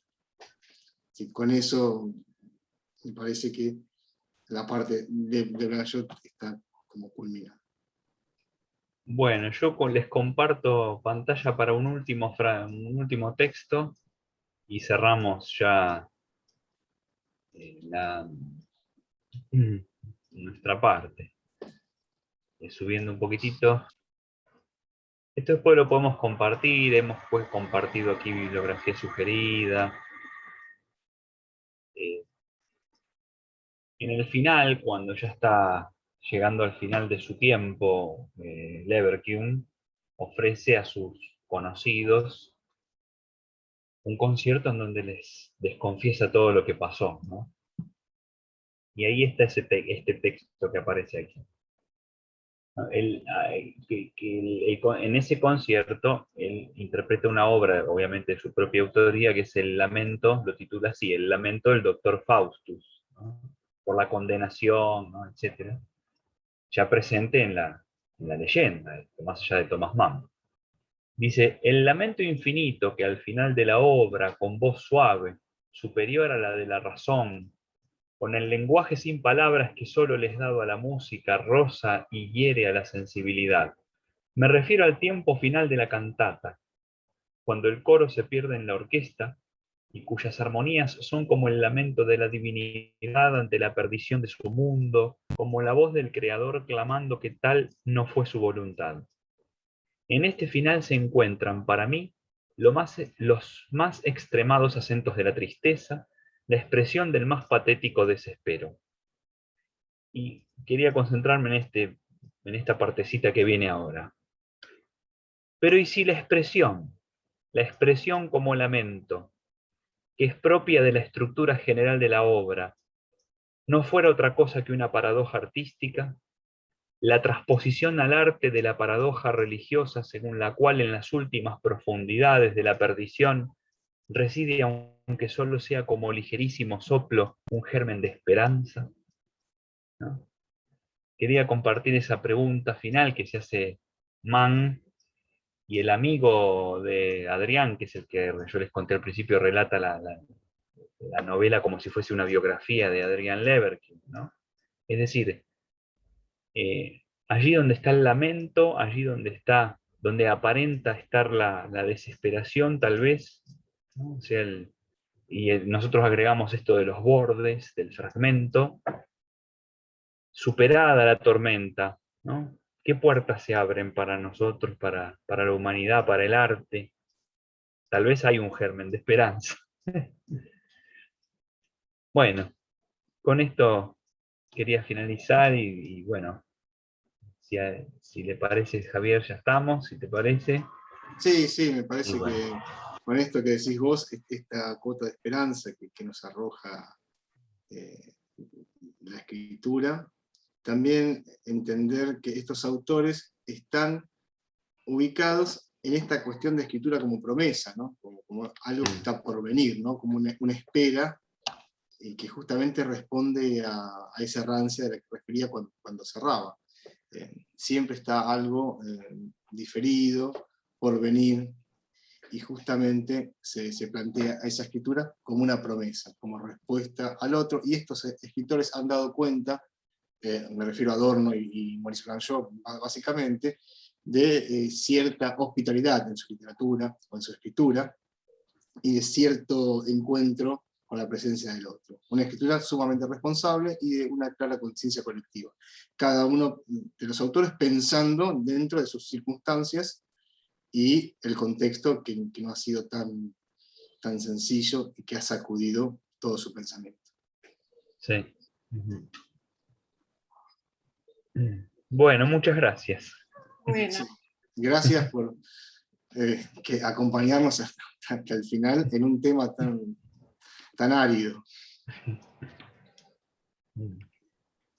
bien, si me permitís, Juan, bueno, los agradecidos somos nosotros por esta exposición de un tema tan difícil de abordar, con 3 autores que han vivido experiencias extremas, ¿no? Tenemos algunos comentarios en el chat, no sé si ustedes lograron leerlos, pero creo que alguno es una pregunta y otro un comentario. El primero es en relación con la música, de Janina Corso, dice, podríamos preguntarnos si para crear música no se necesita también el amor a la música, el amor al prójimo, a quien se obsequia el músico. Es casi una pregunta, ¿no? Y la segunda, para que cualquiera de ustedes la responda, es de Hernán Roy, la especialización como pérdida de la cosmovisión. ¿Se relaciona antropológicamente con el fragmento? ¿Qué ejemplos se podrían citar de escritura de fragmento? Bien, yendo a la primera, no sé si Ignacio busca responder, pero creo que desde la escritura blanchotiana, entendiendo también el arte desde su propuesta fragmentaria, la figura del amor está presente, no solo en esto que decía antes, ¿no? Una escritura que se presenta como entrega, como apertura al otro, como voz plural, como respeto justamente de la diferencia, y a su vez, en esa infatigable búsqueda de forma, de expresión y demás, está presente el deseo. Ya se ha entendido más en un sentido mucho más bartesiano del asunto, pero está presente la idea de amor y deseo. Creo que Blanchot habla en su momento de la comunidad de los amantes, donde precisamente se pueden reunir esas voces de los que aparentemente no tienen comunidad. Y el amor está detrás de ello. Sí, ese comentario, por lo menos en el contexto de lo que yo presenté, para también acompañar lo que dice Javier y responder a Janina, esa es la tragedia, Janina. Es decir, la tragedia del Fausto es que el amor entendido en el sentido afirmativo de la palabra queda a un costado, ¿no?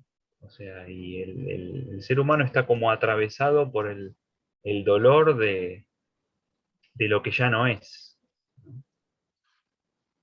De hecho, en el final, bueno, ya les digo, el Fausto tiene miles de cosas para trabajar y poder comentar. Cuando él tiene esta experiencia, Leverkusen tiene esta experiencia de que ponen a su cuidado a su sobrinito y el sobrinito enferma repentinamente y muere, él se rebela contra el mundo de alguna manera y se enoja con Beethoven, hablando de Beethoven, dice, la novena sinfonía no tiene que ser. Vieron que la novena sinfonía de Beethoven es con el himno a la alegría como mandato, como estandarte, habla de la felicidad de los hombres, etc. Dice, bueno, por esto, ¿no? O sea, el drama del siglo XX es que no hay amor.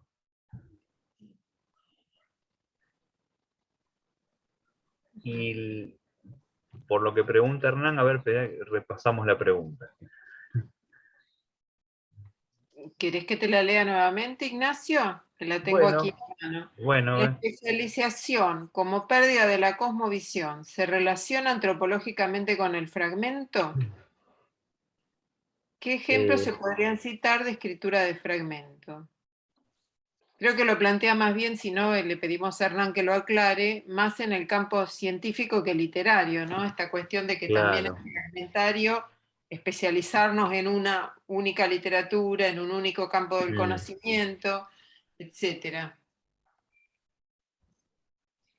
Si es que lo he Sí, interpretado correctamente, si no, Hernán, podés No, liberar sí, tu... sí, perdón, no quería interrumpir, pero sí era un poco eso. Sí, esa especialización que sea tan marcada en las ciencias, en todos los ámbitos de nuestra vida, esa pérdida, esa cosmovisión, inclusive que llega hasta el punto de que hay muchas universidades que se dejan de cursar la materia de filosofía, se la ha sacado de su currícula por esa misma pérdida, si eso no es un poco esa cultura del fragmento también.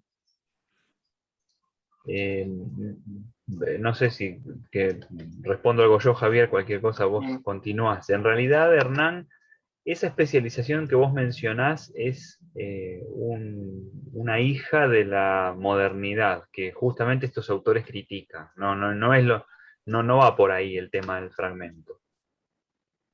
No. Y por otro lado, ¿qué ejemplos se podrían citar? Sí, miles. Yo no quise abrir otra puerta, pero cuando Javier hablaba recién y leía los últimos textos de Blanchot, yo me ponía a pensar en autores como Samuel Beckett, o que están en esta sintonía, o que escribe de forma circular. Entonces vos 4 páginas después te encontrás con un texto, un párrafo que es el mismo que leíste 4 páginas antes. O, qué sé yo, dramaturgos como Ionesco, es más, hay miles de ejemplos. Joyce, bueno, Javier es más, le estoy robando espacio a Javier, que es el especialista en estas cosas, en la No, literatura, perdón. justo esto que decías desde la modernidad y esta escritura del fragmento viene a poner en cuestionamiento la totalización, y precisamente los grandes relatos, los grandes discursos y demás, e incluso también en la música y en el cine. Piensen en el contexto del Tercer Reich, el cine totalizador, ¿no? Con la figura de Leni Riefenstahl, la gran cineasta que Goebbels pone, digo, para hacer esas obras que sostienen de algún modo el Tercer Reich. Olimpia, que es la de las Olimpiadas de 1936, y La voluntad del pueblo, o el triunfo de la voluntad, ya no me acuerdo del título. El triunfo de la voluntad. El triunfo de la voluntad. Y de algún modo esta escritura fragmentaria viene a cuestionar o a molestar de algún modo respecto de esas grandes totalizaciones. Ahora bien, en cuanto a ejemplos de escritura, cuando con Ignacio preparábamos el proyecto en su momento y discutíamos sobre otros lenguajes artísticos, la lista era enorme y era cada 2 minutos intercambiar porque no leemos esto, leemos lo otro, y por supuesto nombres como Joyce y el Finnegan's Wake aparecían siempre, la narrativa de Beckett y el teatro de Beckett aparecían precisamente, la narrativa de Virginia Woolf, de algún modo también aparecían en los ejemplos, y por qué no en el cine, Ignacio desde la producción más alemana y yo desde la francesa, también buscamos cómo lo fragmentario de algún modo se transmite en otro lenguaje artístico como es el cine. Y en el caso más emblemático para mí de la escritura fragmentaria y del pensamiento fragmentario se da en la obra de Godard, un cineasta francés que seguramente conocen, y hay una película de él sobre la base de una novela de Moravia, El desprecio, El que desprecio, sí. Sí. es justamente un claro ejemplo fragmentario. Y su escritura, de los guiones, y su escritura poética, teórica, es fragmentaria. Si tienen en algún momento la posibilidad de leer a Godard, leerlo, ¿no? Lo van a disfrutar bastante y van a entender esta escritura del fragmento. Y si ven sus películas, bueno, está en una transposición, por ejemplo, en este caso es el lenguaje audiovisual, pero van a ver cómo de alguna manera esa idea del fragmento y lo fragmentario aparece incluso en el cine de Godard, o de tantos otros, ¿no? Pero bueno, se me viene a la cabeza el que más me gusta, tal vez. Sí, El Disprezzo es una novela muy interesante, muy interesante. Una sola pregunta por mi parte, porque escuchando las reflexiones de ustedes sobre estos autores, me pareció que había un eje común en todos ellos, que era el impacto que había causado sobre ellos todo el episodio de la historia que les tocó vivir, ¿no? Es decir, de la Alemania nazi, toda esa despersonalización, masificación. Y bueno, la apelación al fragmento es una apelación a una reacción individual, ¿no? Y con esta última frase que había leído Ignacio, que era un poco esperanzadora, y había detrás de todo ese lamento alguna mínima esperanza, me hizo acordar mucho de textos digamos, de la psicología y del psicoanálisis que no se suelen mencionar mucho, pero que a mí me ha impresionado su lectura, que es un poco leerlo de Viktor Frankl, cuando él habla justamente de cómo incluso entre los que vivieron la experiencia del campo de concentración y cómo él incluso entre los mismos nazis se encontraba algo que rescataba a la persona de todos los horrores que había cometido, por ejemplo, ¿no? Entonces él cuenta en ese pequeño libro que es una joya, El hombre en busca de sentido, que es un poco, creo, el trasfondo de esta propuesta de literatura y filosofía fragmentaria, la búsqueda de un sentido de la humanidad detrás de todo ese horror que ellos tuvieron que ver y soportar, ¿no? Porque en este caso, tanto Adorno como Thomas Mann tienen una vinculación con la cultura judía que fue un poco la causa de su éxodo, ¿no? Y eso está muy marcado en ellos. Así que bueno, me hizo acordar mucho a esa reflexión de Viktor Frankl acerca de cómo incluso se puede buscar un sentido a pesar de haber participado hasta de los horrores, como pasó con ciertos casos que él cuenta de pacientes que ha tenido, ¿no? Que han sido nazis y que sin embargo en el fondo había algún resquicio de humanidad en esas personas, ¿no? Que podían en algún momento tener como en ese lamento terrible, porque cuando uno imagina males, todavía no hemos logrado visualizar las consecuencias de otras guerras más modernas y de otros episodios terribles del siglo posteriores, digamos, a los primeros 50 años, ¿no? Del siglo XX, y de muchos horrores que posiblemente estamos conviviendo con ellos ahora, pero no tenemos todavía el relato de eso. No tenemos al escritor que haya escrito sobre eso, ¿no? Aparecerá en el porvenir, todavía no lo conocemos, posiblemente ya estén escribiendo, pero todavía no lo sabemos, ¿no? Pero bueno, simplemente un comentario y felicitarlos porque ha sido magnífica la exposición y los textos que nos han mostrado. Tenemos mucho para pensar, así que eso es lo más enriquecedor. No sé, Juan, si vos querés formular alguna No, comentario. al contrario, no, simplemente agradecer muchísimo a los expositores por esta temática que nos traen en esta última conferencia del año, ¿no? de nuestro ciclo de conferencias.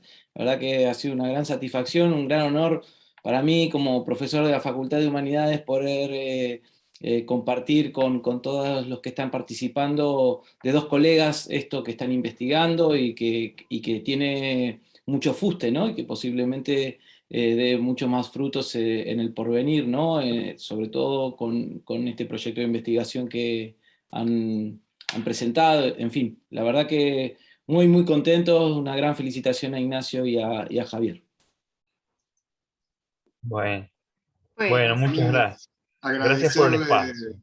a Graciela y a Juan por este espacio, que la verdad que es una bendición tener estos lugares para discutir filosofía, literatura, para conocernos, compartir ideas, y siempre con variados temas, ¿no? Pero creo que el instituto nos permite justamente abrirnos al otro, un poco lo que plantea esta conferencia, y transformar esa voz en una voz plural. Hoy en una conferencia en coro con Ignacio, pero a veces en conferencias individuales que enriquecen mucho, y a lo largo de este año con gran esfuerzo Graciela y Juan han llevado este proyecto, y la verdad que los que hemos podido participar estamos más que agradecidos, y sabemos del esfuerzo que implica y la responsabilidad con que asumen esta tarea. Así que yo quiero agradecerles a ambos. Bueno, Sí, yo me sumo a Javier con el mismo agradecimiento. es un placer compartido, es un punto de encuentro muy interesante el que tenemos aquí, y bueno, hay que aprovecharlo con lo que nos permite la tecnología. Esperemos que en otro tiempo podamos compartir con mayor hospitalidad, cafecito mediante Eso y es. todo eso. Sí. Hay otro comentario de Lucas Puma, lo leo porque no quisiera dejarlo afuera, y ya con esto cerraríamos, que es en realidad como una consulta. Pregunta, ¿la fragmentación comienza en el siglo XX o se puede buscar algo anterior en el positivismo o empirismo? Y no pidas disculpas por la pregunta, Lucas. Justamente lo interesante es preguntar si... Sí, es que soy estudiante de primer año y por ahí es una pregunta obvia, pero bueno, no entendí toda la charla, me faltan, obviamente escuché todo, pero bueno, que tenía esa duda, si nos podemos remontar al empirismo donde solo se habla de lo que se ve y tiene algo que ver con empezar a fragmentar y con la negatividad también. Sí, tal cual. En literatura, si me permitís, por ejemplo, Blanchot toma esta idea, ¿no?, de escritura fragmentaria y de exigencia fragmentaria de los románticos alemanes. O sea, Hölderlin es de gran importancia para entender esto, ¿no? Estamos hablando del siglo XVIII, siglo XIX, fin del siglo XVII, donde te encontrás con un romanticismo alemán que permite pensar esta figura del fragmento. Y si nos remontamos a la filosofía, él encuentra a sus interlocutores desde Heráclito, los neoplatónicos y Nietzsche, ¿no?, como dijimos antes. O sea que hay todo un recorrido de, si se quiere, de revisión de tradiciones para poder dar una respuesta fragmentaria. Pero es cierto que el siglo XX nos ha arrojado a una condición de sujeto fragmentario, ¿no?, también, de crisis del sujeto, de crisis de los relatos y demás, que han dado lugar a que esta exigencia de escritura fragmentaria tuviera justamente un predominio. Pero tranquilamente lo poder rastrear, por supuesto. Sí, y además el positivismo es de alguna manera responsable, ¿no?, de este lío del siglo XX, ¿no? Sí. Yo aprovecho un segundito para ejemplificar con una anécdota biográfica de Thomas Mann lo que decía Graciela hace un ratito del drama que les tocó vivir. Thomas Mann, con el advenimiento del nazismo al poder, estaba por Europa de conferencias. O sea, él se había ido con su valija, con 2 trajes, y se tuvo que quedar en el exilio. No pudo volver más. Para que ustedes tengan una idea, un ejemplo, ¿no?, de los miles que se les ha tocado vivir a toda esta gente. Claro, Pongámonos nosotros en ese lugar, que uno se va, viaja por una conferencia, lo que sea, se lleva algo de ropa y se tuvo que quedar en el exterior. Perdona, Ignacio, parecía lo que pasó al coronavirus, los que No viajaban. pudo volver. Parecido, Bueno, pero sin guerra, ¿no? Pero sí, que no pudieron volver a sus claro. casas un montón de gente también. Sí. Como todo vuelve, parece. Sí. Hiciste acordar a la anécdota de Stefan Zweig, que hablábamos, yo te contaba de la biblioteca, que no pudo recuperar nunca su biblioteca incautada, y Stefan Zweig tuvo que reconstruir ese recorrido de manera fragmentaria, porque no solo no recuperó los libros, sino las marcas, las huellas de la lectura sobre los libros. También una experiencia de horror, ¿no?, de exilio. Sí, lo que suele suceder con las catástrofes. Sí. Perdemos todos los objetos que tienen que ver con nuestro itinerario vital, ¿no? Es eso. Las personas, las lecturas, los objetos que tienen que ver con la herencia familiar, en fin, son experiencias muy duras, ¿no? Pero insisto en eso de Frankl, que al final hay un pequeño resquicio de humanidad donde podemos redimirnos. Sí. Eso, yo siempre me quedo... Ese texto es pequeñito, pero es una maravilla, ¿no? Cuando él apela a la responsabilidad del ser humano y dice que optó por quedarse en Alemania porque había encontrado el fragmento de la sinagoga que le habían estallado, y justo era el 4.º mandamiento, honrar al padre y a la madre, y él se quedó porque tenía a sus padres ahí, ¿no? Si se hubiera ido a Estados Unidos, se hubiera salvado del campo de concentración. Es una cosa que da escalofrío cuando la cuenta, ¿no? Pero bueno, estamos acá en este universo cultural de este periodo los primeros 50 años del siglo XX, que fueron terroríficos, ¿no? Sí. Y esto, Pero, digamos, la parte positiva es que esas experiencias tan horribles nos dejaron estos escritores maravillosos, ¿no? sí, y algo que Sí. decías vos, Graciela, de esto de Frank y la mirada esperanzadora, lo vinculo con este libro de Antelme. Antelme era la pareja de Marguerite Duras, para que se den una idea. Escribió un solo libro, La especie humana. Y en ese libro habla justamente de esta irreductibilidad del ser, que pueden matarlo, pueden asesinarlo, pueden torturarlo, pero no pueden transformar en otra cosa. Van a seguir siendo seres humanos. Y eso se vuelve irreductible. Y es la condición precisamente del hombre. Y ahí creo que está justamente esa mirada esperanzadora frente al horror, ¿no? Frente a lo peor y lo inimaginable. Sí, a todas las cosas malas de las que somos capaces, ¿no? Sí. Todos los pactos con Mefisto que podemos hacer. Voy a hacer una Hannah Arendt, cuando habla de las vanidades del mal, Claro. cómo lo fue estallando todo eso. Para mí es impresionante. De hecho, lo terrible de ella escapándose, cuando llega Gurs, agarra un cepillo de dientes con un par de mujeres y escaparse justo que hacían el cambio de la guardia. Se va del campo de concentración, de ahí es que arma toda su obra, ¿no? Pero que es impresionante. Sí, Sí. sí, sí. Bueno, la Segunda Guerra Mundial fue fuerte, un desastre, ¿no? A mí siempre me impacta la post, ¿no? Cuando empiezan en Alemania a armar todos los edificios, porque el que sobrevivió era sin casa, pérdida total de todo. Sí. Sin identidad, ¿no? Todo. Claro, y con un peso de todo lo que había sucedido muy grande, ¿no? Sí, porque era también esa sociedad caníbal, si se quiere. ¿Quién habían sido los traidores, quiénes no? Sí. Y yo eso un poco con esto que hoy escuchaba, lo articulaba, por eso el fragmento ya es como que plantean, ya no es el todo, es un fragmento. Claro. Fragmentar la letra, la escritura. No vayamos por un todo después de este horror. Sí, y en la cuestión identitaria, y pienso en tu especificidad, Samantha, en psicoanálisis y demás, Lacan se detiene justamente en Blanchot, en Tomás el Oscuro, para el seminario de identidad. Sí. Justamente es esa reconstrucción en términos de fragmento y de negación. Sí. Justamente de esa negatividad de la que hablaba Ignacio al comienzo de la conferencia. Sí. Bueno, no sé si les parece, porque nos quedaríamos hablando hasta el infinito. Juan ha tenido un problema con internet, se le ha cortado internet, me acaba de avisar por el celular.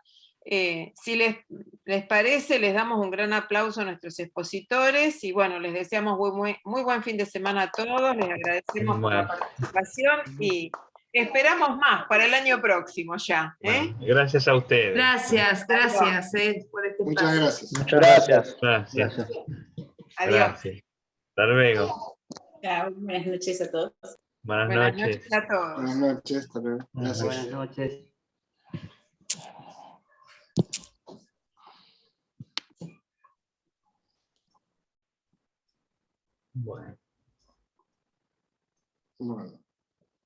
Bueno, Ignacio. Bueno. Está grabando, ¿no? Hay que poner la pausa. Ah, sí.